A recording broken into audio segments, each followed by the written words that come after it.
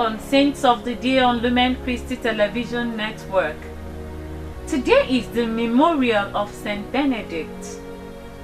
Benedict is well recognized as a man who has exercised the greatest influence on monasticism in the West. He was born into a distinguished family in the central Italy. He studied at Rome and early in life was drawn to the monastic life. At first he became a hermit, living a depressing world. Pagan armies on the march, the church torn by schism, people suffering from war, morality at the lowest ebb. He soon realized that he could not live a hidden life in a small town any better than in a large city, and so he withdrew to a cave high in the mountains for 3 years. Some monks chose him as their leader for a while, but found his strictness not to their taste. Still, the shift from hermit to community life had begun for him. He had an idea of gathering various families of monks into one grand monastery to give them the benefit of unity, fraternity, permanent worship in one house. Finally, he began to build what was to become one of the most famous monasteries in the world, Mount Cassino, commanding 3 narrow valleys running toward the mountains north of Naples.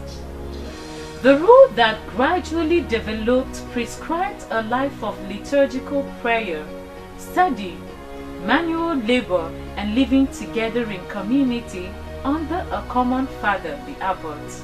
Benedictine asceticism is known for its moderation, and Benedictine charity has always shown concern for the people in the surrounding countryside. In the course of the Middle Ages, all monasticism in the West was gradually brought under the rule of St Benedict.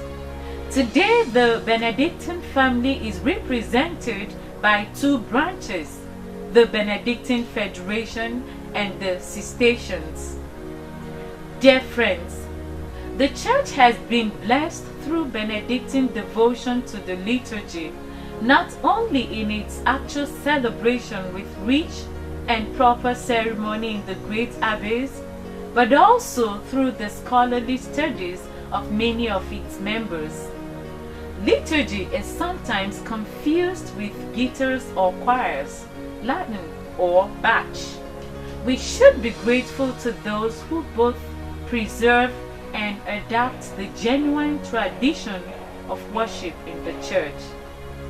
Equally outstanding in the life of Benedict is his zeal to make his monastery as close to the Roman models as possible.